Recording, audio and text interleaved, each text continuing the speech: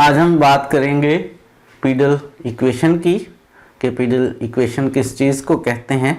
इसको हम ग्राफ की मदद से समझते हैं। अगर फर्ज करें हमारे पास कोई कर्व हो, हम इस कर्व पर कोई सा पॉइंट चूज कर लें, उस पॉइंट को ओरिजिन से ज्वाइन करें। फर्ज करें उस पॉइंट का ओरिजिन से डिस्टेंस r है। इस पॉइंट पर आप टेंजेंट लाइन ड्रा करें, ओरिजिन से टेंजेंट लाइन के ऊपर परपेंडिकुलर ड्रा करें। ये जो P है हमारे पास, ये ओरिजिन से टेंजेंट लाइन के ऊपर परपेंडिकुलर डिस्टेंस हमारे पास P है। आप इस पॉइंट को कर्व के ऊपर मूव करवाते चले जाएं, R और P चेंज होते जाएंगे, यानी पॉइंट का ओरिजिन से डिस्टेंस और कर्व के ऊपर पॉइंट पर जो टेंजेंट लाइन ड्रा की है ओरिजिन से उस टेंजेंट लाइन तक का परपेंडिकुलर डिस्टेंस, ये P और R कर्व के ऊपर चेंज होते चले जाएंगे। अगर हम एक इक्वेशन मालूम कर लें जिसमें P और R मौजूद हों, एक ऐसी इक्वेशन, एक ऐसी रिलेशन जिसमें P और R मौजूद हों, उस इक्वेशन को, उस रिलेशन को हम पीडल इक्वेशन कहते हैं। दोबारा दोहरा देता हूं, हमारे पास कोई सी कर्व हो, उस कर्व के ऊपर पॉइंट लिया जाए, उस पॉइंट का ओरिजिन से डिस्टेंस R हो, उस पॉइंट पर टेंजेंट लाइन ड्रा की जाए, ओरिजिन से टेंजेंट लाइन तक का परपेंडिकुलर डिस्टेंस P लिया जाए।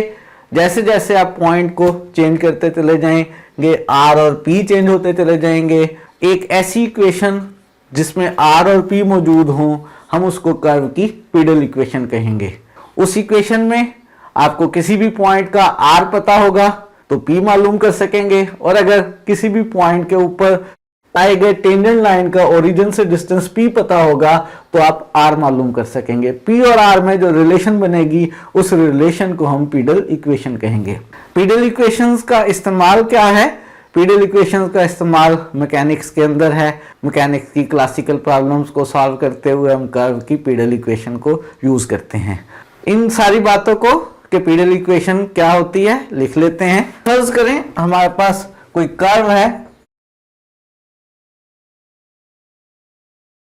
C इस कर्व का नाम है, इक्वेशन इसकी y is equal to f of x है, या इक्वेशन इसकी f of x y is equal to 0 है। ये आपके पास कोई सी कर्व है, आपने इसके ऊपर कोई सा पॉइंट लिया, से A x1 y1। इस पॉइंट का ओरिजिन से डिस्टेंस OA जो है वो R है। इस पॉइंट P के ऊपर टेंजेंट लाइन ड्रा की, और P जो है क्या है? डिस्टेंस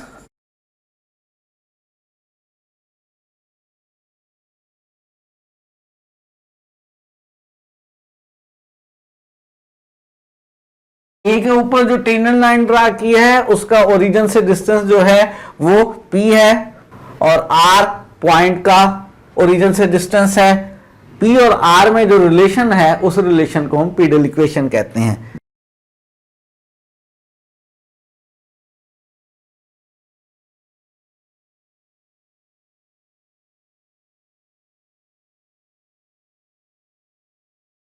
P और R में जो रिलेशन है, जो इक्वेशन बना पाए आप, उस इक्वेशन को, उस रिलेशन को हम पीडल इक्वेशन कहते हैं। किसी भी कर्व के ऊपर पॉइंट लें, उस पॉइंट का ओरिजिन से डिस्टेंस R कहें, उस पॉइंट पे टेंजेंट लाइन ड्रा करें, ओरिजिन से टेंजेंट लाइन के डिस्टेंस को P कहें। जैसे जैसे आप पॉइंट चेंज करते चले जाएंगे P और R चेंज होते चले जाएंगे। अगर आप इन P और R के दरमियान कोई रिलेशन बना सकें इंडिपेंडेंट ऑफ पॉइंट, कि कर्व का कोई सा भी पॉइंट हो, P और R हमेशा उस इक्वेशन को, उस रिलेशन को सेटिस्फाई करते हो, तो उस रिलेशन को, उस इक्वेशन को हम कर्व की पीडल इक्वेशन कहेंगे। कैसे मालूम किया करेंगे? उसके लिए सबसे पहले तो इस R का फार्मूला आप आसानी से देख सकते हैं। अगर मेरे पास पॉइंट x1 y1 है, O मुझे मालूम है 0 है, O और A का डिस्टेंस R बनेगा, यानी हमारे पास जो है R होगा किसके equal? x1 square plus y1 square का स्क्वायर रूट, या कह लें R स्क्वायर यहां से किसके इक्वल आएगा? यहां से हमारे पास R स्क्वायर इक्वल आएगा x square plus y square के। ये एक इक्वेशन R स्क्वायर इक्वल आएगा x1 square plus y1 square के। ये हमारे पास एक r की इक्वेशन मौजूद है। अगर हम p की इक्वेशन भी मालूम कर लें तो फिर हम सोचेंगे किसी तरह से p और r में रिलेशन बनाने के बारे में। p कैसे मालूम कर सकते हैं देखते हैं। मालूम करना चाहते हैं p का फार्मूला। एक मेथड तो ये हो सकता है कि आपको जो कर्व दी हुई है उसके ऊपर आपको पॉइंट x1 y1 दिया गया है, उस पर टेंजेंट लाइन की इक्वेशन मालूम करें और फिर एक पॉइंट और लाइन के डिस्टेंस फार्मूले से आप ओरिजिन से उस लाइन तक का डिस्टेंस मालूम कर लें। इसके लिए आपको हर दफ़ा पॉइंट के ऊपर टेंजेंट लाइन की इक्वेशन मालूम करना पड़ेगी। क्या ऐसा हो सकता है कि हम टेंजेंट लाइन की इक्वेशन मालूम किए बगैर डायरेक्ट इस p का फार्मूला मालूम कर लें? कोशिश करते हैं कि जनरली कोई सी भी कर्व हो, हम उसकी टेंजेंट लाइन अगर मालूम करें और फिर ओरिजिन से उसका डिस्टेंस मालूम करें तो क्या ऐसा फार्मूला बन सकता है कि हम दरमियान का प्रोसेस छोड़ दें, टेंजेंट लाइन की इक्वेशन ना निकालें और डायरेक्ट p निकाल लें। फिलहाल सारा प्रोसेस करते हैं और फाइनली देखते हैं कि क्या ऐसा फार्मूला बना पाते हैं कि हम टेंजेंट लाइन की इक्वेशन मालूम किए बगैर p मालूम कर सकें। पहले पूरा प्रोसेस करने लगे हैं, हम पॉइंट A पर टेंजेंट लाइन की इक्वेशन मालूम करना चाहते हैं। जी याद है टेंजेंट लाइन की इक्वेशन कैसे मालूम करेंगे? सबसे पहला काम ये होगा कि आप dy by dx find out करें। dy बाय dx मालूम करने के बाद इसमें पुट कर दें पॉइंट x1 y1।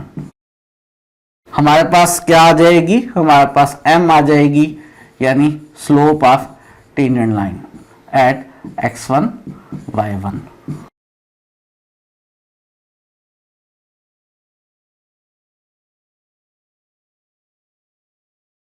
जब आपके पास स्लोप ऑफ टेंजेंट लाइन आ जाएगी, पॉइंट और स्लोप फार्मूले से आप टेंजेंट लाइन की इक्वेशन मालूम कर सकते हैं।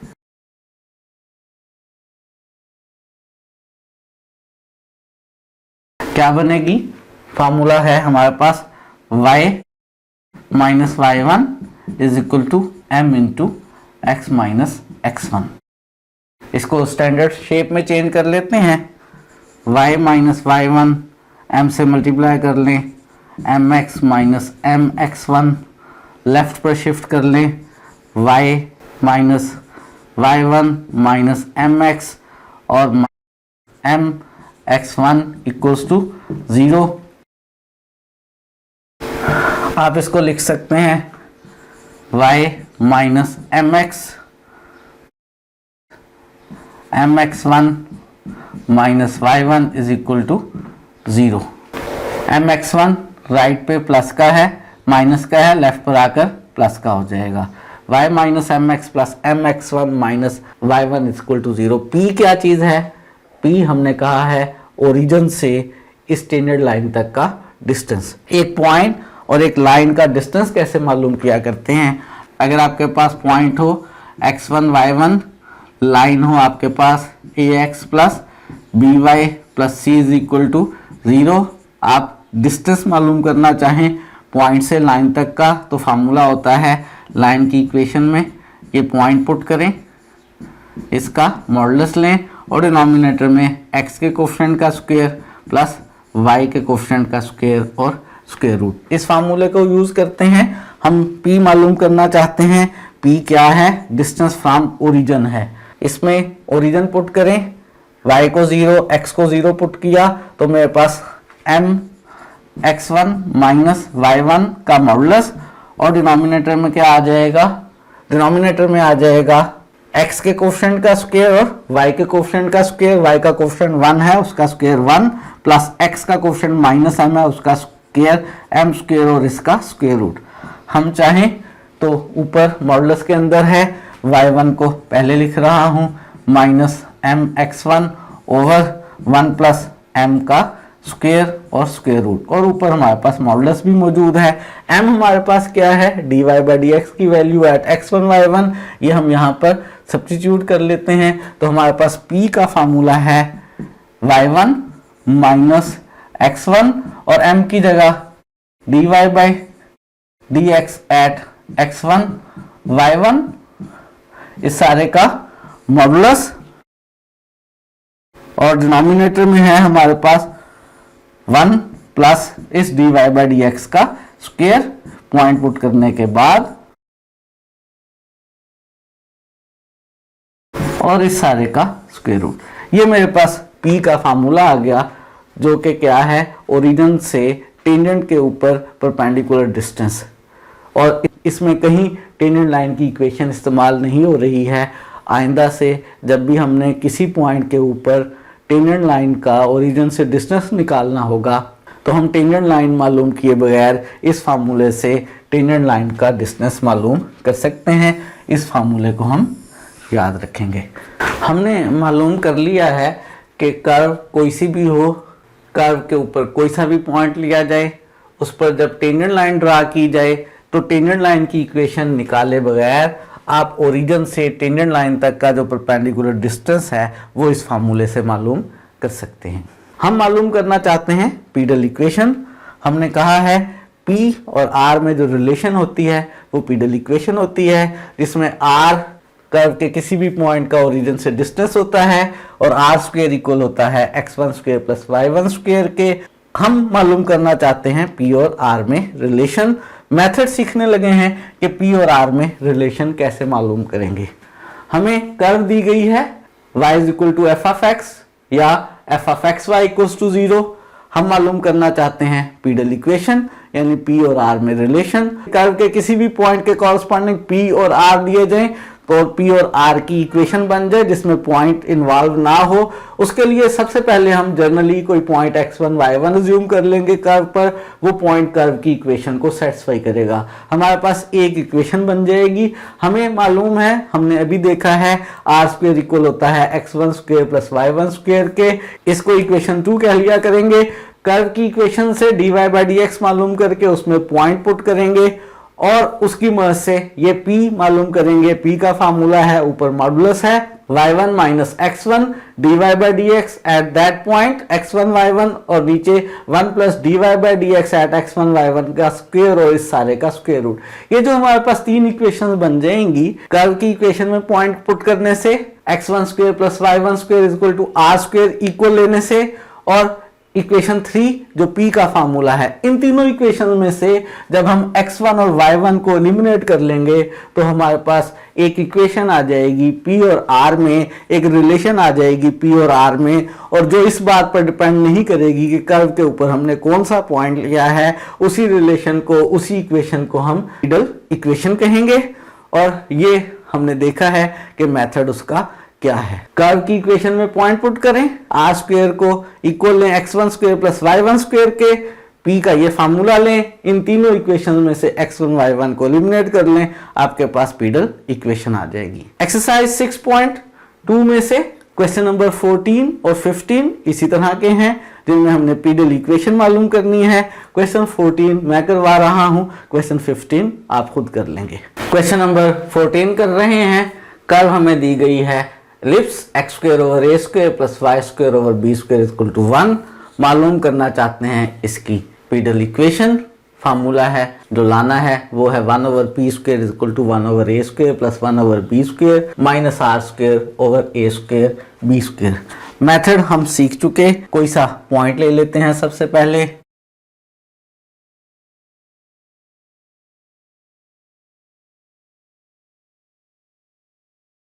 हमने गिवन कर्व एलिप्स पे कोई सा पॉइंट ले लिया।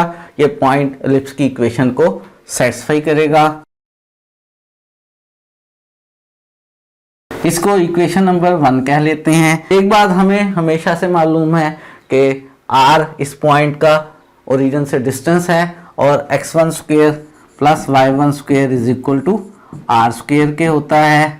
तीसरी चीज हमें मालूम करनी है P, और P मालूम करने के लिए सबसे पहले हमें मालूम करना है डेरिवेटिव। उसके लिए डिफरेंशिएट करते हैं कर्व की इक्वेशन को।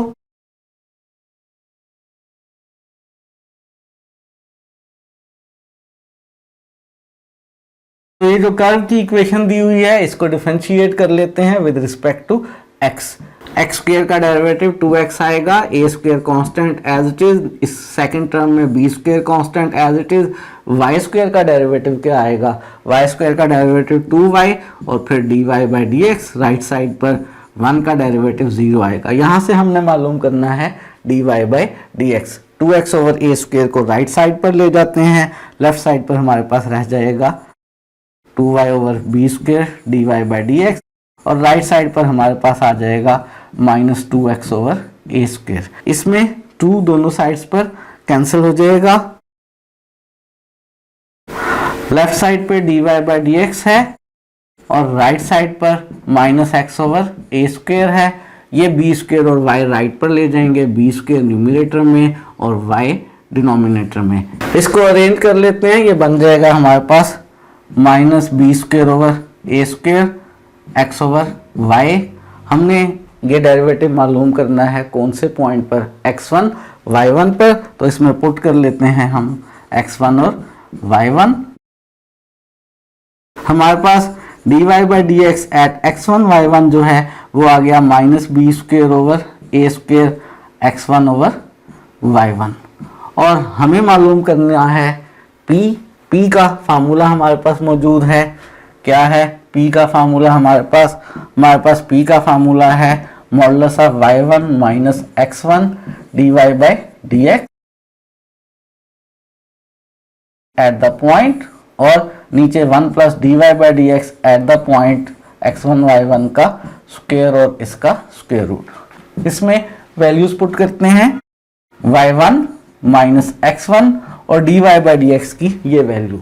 जब ये वैल्यू यहाँ पुट करेंगे तो माइनस माइनस प्लस हो जाएगा, B square over a square x1 over y1 का मॉडुलस, और डिनोमिनेटर में 1 plus dy by d x का स्क्वायर। इसका स्क्वायर लेंगे तो हम माइनस प्लस में चेंज हो जाएगा, b4 x1 square over a4 y1 square और इस सारे का स्क्वायर रूट। इसको सिंप्लीफाई करना है, मुझे इस p को सिंप्लीफाई करना है, और साथ में जो इक्वेशंस 1 और 2 लिखी थी इन तीनों इक्वेशंस को सिंप्लीफाई करके x1 y1 को मुझे एलिमिनेट करना है। मैं p को सिंप्लीफाई करते हुए साथ साथ ही 1 का भी इस्तेमाल करने लगा हूँ। अगर आप देखें 1 में हमारे पास x1 square over a square plus y1 square over b square 1 के इक्वल है, और यहाँ पर ऊपर x1 square over a square बन रहा है। अगर मैं बी स्क्वायर कॉमन ले लूँ नीचे आ जाएगा, y1 कॉमन ले लूँ यहाँ y1 स्क्वायर बन जाएगा, और मेरे पास अंदर y1 square over b square plus x1 square over a square बन जाएगा जो कि 1 के इक्वल है। ऐसा करने से सिंप्लीफिकेशन थोड़ी सी आसान हो जाएगी। एक तो मैं ये कॉमन लेने लगा हूँ यहाँ पर, इस टर्म में से न्यूमिनेटर में से एक बी स्क्वायर कॉमन लेने लगा हूँ और एक नीचे वाला y1 कॉमन लेने लगा हूँ, और इस फ्रैक्शन को लेफ्ट साइड पर ला रहा हूँ। मेरे पास लेफ्ट साइड पर आ जाएगा p into square root of 1 plus b4 x1 square over a4 y1 square, और राइट साइड पर b स्क्वायर कॉमन आ गया, नीचे से y1 कॉमन ले लिया, अंदर रह गया मेरे पास y1 square over b square plus x1 square over a square, और इस सारे का मॉडुलस, और y1 x1 square over a square plus y1 square over b square को मैं 1 लिख सकता हूं, तो 1 का इस्तेमाल करते हैं। ये मेरे पास 1 है आ जाएगा, लेफ्ट साइड मेरे पास एज इट इज आ जाएगी।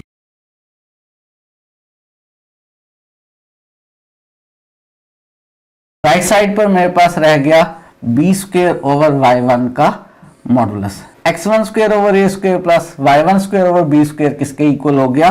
1 के इक्वल हो गया। मेरे पास ये जो 3 इक्वेशंस हैं, इन तीनों इक्वेशंस में से मुझे किसी तरह से एलिमिनेट करना है x1 और y1 को। सबसे पहली बात मैं ये सोच रहा हूँ कि इसमें से स्क्वायर रूट ख़त्म किया जाए। उसके लिए दोनों साइड्स पर स्क्वायर कर लेते हैं, तो इधर मेरे पास आ जाएगा p स्क्वायर, ये स्क्वायर रूट ख़त्म हो जाएगा, 1 plus b4 over a4 x1 square over y1 square, और राइट साइड पर आ जाएगा b4 ओवर y1 का स्क्वायर।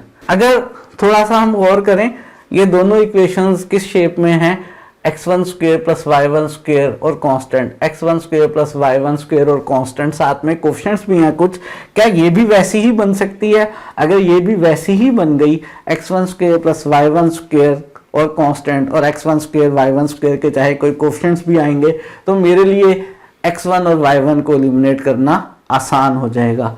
क्या ये वैसी बन रही है? अगर मैं इसको p स्क्वेयर से डिवाइड कर लूं और y1 स्क्वेयर से मल्टीप्लाई कर लूं, क्या कर लूं? y1 स्क्वेयर से मल्टीप्लाई कर लूं। बल्कि मैं ऐसा कर रहा हूं कि क्या ये भी उसी शेप में बन सकती है?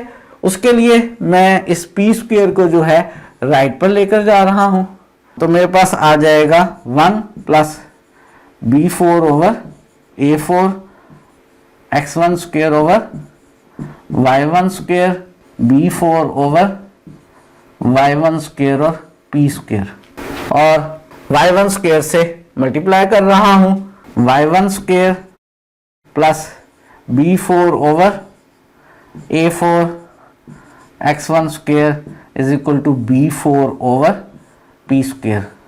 और इसकी शेप उसी तरह की बनाने के लिए मैं ऐसा कर रहा हूं कि इसको b4 से भी डिवाइड कर रहा हूं।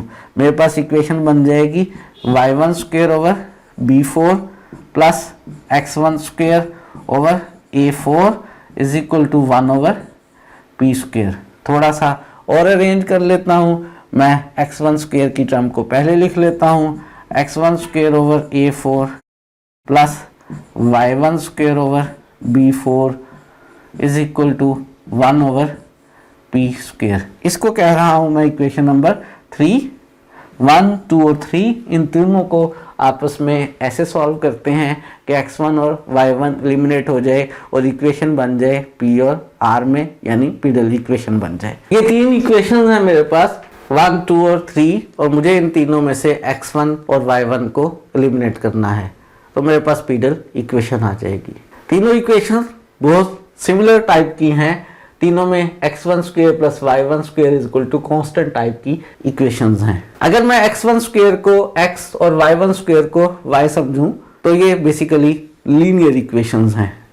और अगर तीन लीनियर इक्वेशंस हो मेरे पास, a1x plus b1y is equal to c1 और सिमिलरली बाकी दो, और मुझे इनमें से x और y को एलिमिनेट करना हो, यानी चेक ये करना हो कि ये तीनों कब कंकरेंट हैं, एक ही पॉइंट पर कब मिल रही हैं, तो दो इक्वेशंस को सॉल्व करके x और y निकालते हैं, वो तीसरी में पुट करते हैं। जब इक्वल आ जाता है, x और y एलिमिनेट हो जाता है, तो ये कंडीशन बनती है, और ऐसी सूरत में लाइंस क्या होती हैं? कंकरेंट होती हैं। यानी ये डिटरमिनेंट अगर इक्वल टू 0 हो तो इनमें से x और y एलिमिनेट हो जाता है। यहाँ पर भी हमारे पास ये लीनियर इक्वेशंस ही समझें आप, x और y के रिस्पेक्ट से x1 स्क्वायर को x और y1 स्क्वायर को y लिखने से इनमें से मुझे x और y या कह लें x1 y1 एलिमिनेट करना है। और मैंने अभी आपको मेथड याद करवाया है कि क्या होगा, इनके जो कोफिशिएंट्स हैं उसके डिटरमिनेंट को इक्वल टू 0 लेंगे तो x और y एलिमिनेट हो जाएंगे। यहाँ पर x1 स्क्वायर y1 स्क्वायर को अगर एलिमिनेट करना है तो क्या होगा, इनमें जो कोफिशिएंट्स हैं और जो कांस्टेंट है उसका डिटरमिनेंट इक्वल टू 0 लेंगे, हमारे पास x1 square y1 square eliminate हो जाएंगे, हमारे पास p और r में इक्वेशन बन जाएगी, पीडल इक्वेशन बन जाएगी।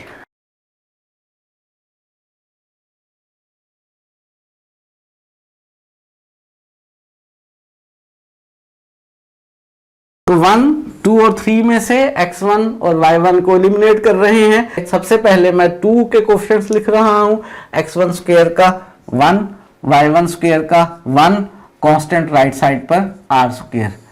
अब मैं इक्वेशन 1 के कोफिशिएंट्स लिख रहा हूं, x1 स्क्वायर का 1 over a square, y1 square का 1 ओवर b स्क्वायर और कांस्टेंट 1। और अब मैं थर्ड इक्वेशन में से लिख रहा हूं, x1 स्क्वायर का कोफिशिएंट 1 ओवर a4 और y1 स्क्वायर का कोफिशिएंट 1 ओवर b4 और constant 1 over p square is equal to 0। इस डिटरमिनेंट को बस हम सॉल्व कर लेते हैं तो हमारे पास क्या आ जाएगी, पीडल इक्वेशन आ जाएगी। इस डिटरमिनेंट को मैं फर्स्ट रो से एक्सपेंड कर रहा हूं तो 1 की ब्रैकेट में आ जाएगा मेरे पास 1 over b square p square minus 1 over b4। फिर माइनस इस 1 की ब्रैकेट में आ जाएगा 1/a² p² माइनस 1/a4। फिर प्लस r² की ब्रैकेट में आ जाएगा हमारे पास 1/a² b4 minus 1/b² a4। मैंने इस डिटर्मिनेंट को एक्सपेंड कर लिया है फर्स्ट रो से। इसको अब हमने सिंप्लीफाई करना है और आंसर बनाना है। मैं अरेंज कर रहा हूँ कुछ इस तरह से कि मैं इन दोनों टर्म्स को, जिनको मैं हाईलाइट कर रहा हूँ, इन दोनों टर्म्स में से 1/p² कॉमन ला रहा हूँ। इसी तरह से मैं इन दोनों टर्म्स को इकट्ठा कर रहा हूँ और लास्ट वाली दो टर्म्स एज इट इज़ इकट्ठी रख रहा हूँ। क्या होगा, इन दो टर्म्स को जिनको मैंने येलो कलर से हाईलाइट किया है, इनमें से 1/p² हमारे पास कॉमन आ जाएगा और अंदर रह जाएगा 1/b² माइनस 1/a²। ये जो दो टर्म्स हैं ब्राउन कलर से हाईलाइट हुई हुई, ये माइनस माइनस प्लस की हो जाएगी, प्लस 1/a4 हो जाएगा और ये माइनस का 1/b4 हो जाएगा। और जो लास्ट टू टर्म्स हैं इनमें से मैं कॉमन ले रहा हूँ 1/a² b², तो अंदर रह जाएगा 1/b² माइनस 1/a²। आप देखें फर्स्ट टर्म और लास्ट टर्म में जो हमारे पास ब्रैकेट है वो बिल्कुल सेम है, 1/b² माइनस 1/a²। क्या यही यहाँ दरमियान में भी बन सकती है? जी बिल्कुल बन सकती है। इसके फैक्टर्स बना लेते हैं। First term as it is लिख रहे हैं, इसके फैक्टर्स बना रहे हैं और माइनस कॉमन लेने के बाद फैक्टर्स बना रहे हैं। माइनस कॉमन इसलिए लिया है ताकि फैक्टर्स में 1/b² माइनस a² बने। फार्मूला कौन सा लगाया है? a² माइनस b² का, a माइनस b और a प्लस b। और last term as it is,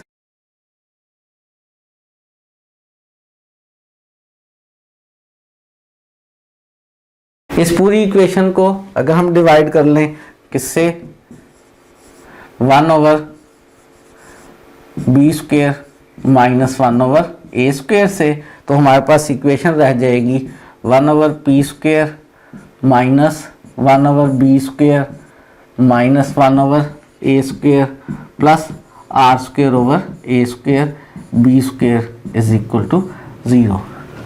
और अगर आप देखें कि जो पीडल इक्वेशन हमने मालूम करनी है उसमें 1/p² एक साइड पर है, बाकी सब कुछ राइट साइड पर है, तो 1/p² को लेफ्ट पर रखते हैं, बाकी सब कुछ राइट पर ले जाएं।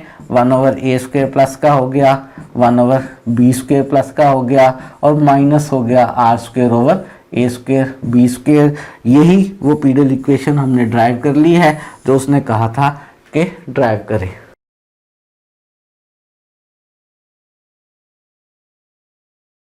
तो हमने रिक्वायर्ड पीडल इक्वेशन मालूम कर ली है। हमने मालूम कर ली है एलिप्स की पीडल इक्वेशन। अब जो मैं बात आपके साथ करने लगा हूँ वो गो के क्वेश्चन का पार्ट नहीं है, लेकिन समझाना चाह रहा हूँ कि ये रिलेशन है P और R के दरमियान। एलिप्स कौन सी थी हमारे पास? x² plus y² b²। हमने कहा ये है कि कर्व के ऊपर कोई सा भी पॉइंट लें, अगर आपको उस पॉइंट के लिए R पता है तो यहाँ से P निकाल सकते हैं, P पता है तो R निकाल सकते हैं। ज़रा बस चेक करना चाह रहा हूँ। ये एलिप्स है हमारे पास x² plus y² b² equal to 1। ये इसके ऊपर मैंने एक पॉइंट A लिया है, A0। इसका जो ओरिजिन से डिस्टेंस है ये आप देख लें, R वो बेसिकली A के इक्वल ही है। ये इसका टेंजेंट है, ओरिजिन से टेंजेंट के ऊपर जो परपेंडिकुलर है P वो भी यही है, वो भी A ही है। फर्ज करें मुझे मालूम है कि distance R is equal to A, लेकिन जो परपेंडिकुलर डिस्टेंस टेंजेंट का है वो नहीं मालूम और वो मैं इस पीडल इक्वेशन की मदद से निकालना चाहता हूँ। तो इस पीडल इक्वेशन में R की जगह अगर मैं A लिख दूं और सिंप्लीफाई करूं तो आप देखें ये a² कैंसिल हो गया और मेरे पास उसके बाद ये b² भी कैंसिल हो गया 1/, और 1/p² किसके इक्वल आ गया? 1/p² इक्वल आ गया 1/a² के, और यहाँ से आप कह सकते हैं p किसके इक्वल आ गया a के। पिक्चर से भी हमें यही पता चल रहा था और पीडल इक्वेशन से भी हमने कैलकुलेशंस करके देखी हैं, तो यही है। आप इलिप्स के और भी किसी पॉइंट पर अगर आपको परपेंडिकुलर डिस्टेंस p पता है, वो पुट करके उस पॉइंट का r मालूम कर सकते हैं, या इलिप्स के किसी पॉइंट का r पता है, वो इसमें पुट करके p मालूम कर सकते हैं। ये इक्वेशन है पीडल, ये इलिप्स के हर पॉइंट के लिए कारगर है। इलिप्स के हर पॉइंट के ऊपर किसी पॉइंट का ओरिजिन से डिस्टेंस r और जो उस पॉइंट के ऊपर ड्रा किए गए टेंजेंट लाइन का ओरिजिन से डिस्टेंस p है, वो इस इक्वेशन से आपस में रिलेट हैं। एक मालूम हो तो दूसरा मालूम किया जा सकता है। इसकी क्वेश्चन के सॉल्यूशन में बिल्कुल ज़रूरत नहीं है। आखिरी पार्ट जो मैंने समझाया है, ये वैसे ही आपको समझाने के लिए बात की है कि पीडल इक्वेशन होती क्या है। क्वेश्चन का सॉल्यूशन यहाँ पे ख़त्म हो गया है।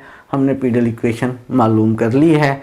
एक्सरसाइज 6.2 में हमने जितने भी टॉपिक्स थे वो सारे पढ़ लिए। 6.2 के मैक्सिमम क्वेश्चन हमने सॉल्व कर लिए। नेक्स्ट टाइम हम नया टॉपिक स्टार्ट करेंगे और पोलर कोऑर्डिनेट्स की बात करेंगे। आज के लिए इतना ही।